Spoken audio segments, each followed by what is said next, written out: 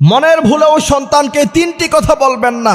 যদি মনের ভুলেও সন্তানকে আপনি তিনটি কথা বলে দেন, তাহলে আপনার সন্তানের জীবন নষ্ট হয়ে যাবে, ধ্বংস হয়ে যাবে, তার উপর যে কোনো সময় বড় ধরনের বিপদ আসতে পারে। নবী করিম সাল্লাল্লাহু আলাইহি ওয়াসাল্লাম বলছেন, মায়েরা, বাবারা, সন্তানের ব্যাপারে কথা বলতে গিয়ে সাবধান। মুখ ফুসলে এমন কোনো কথা বলা যাবে না যেই কথার বদৌলতে আপনার সন্তানের জীবনে আযাব নেমে আসতে পারে, ধ্বংস হয়ে যেতে পারে। প্রথম নাম্বার হচ্ছে, মনের ভুলেও যদি আপনি আপনার সন্তানকে বদদুয়া করে ফেলেন যে তুই জীবনে কখনো শান্তিতে থাকতে পারবি না, এই কথা যদি মনের ভুলেও আপনি বলে ফেলেন আর সেই বদদুয়া যদি আল্লাহ কবুল করে নেয়, তাহলে আপনার সন্তান কখনো শান্তিতে থাকতে পারবে না। দ্বিতীয় নাম্বার হচ্ছে, অনেক সময় মেয়ে সন্তানকে বাবা মা এই কথা বলে ফেলে যে তুই কখনো স্বামীর সংসার করতে পারবি না। এই কথা কখনো বলা যাবে না। যদি বলেন তাহলে দেখা যাবে অবশ্যই তার স্বামীর সংসারে, দাম্পত্য জীবনে সে কখনো সুখী হতে পারবে না, আর এটা অবশ্যই বাবা মার জন্য অনেক বেশি চিন্তার কারণ হয়ে দাঁড়াবে। তৃতীয় নাম্বার হচ্ছে, সন্তানকে কখনো মনের কষ্টে বদদুয়া করা যাবে না। যদি বদদুয়া করেন, যেই ব্যাপারে আপনি বদদুয়া করবেন সেটাই তার জীবনে প্রতিফলন হবে। সবসময় দোয়া করতে হবে। আল্লাহর হাবিব বলছেন, বাবা মার দোয়া যেমন কবুল হয়, বদদুয়াও ঠিক তেমন করে কবুল হয়। এই কারণে কখনো বদদুয়া করা যাবে না। অবশ্যই রোজা,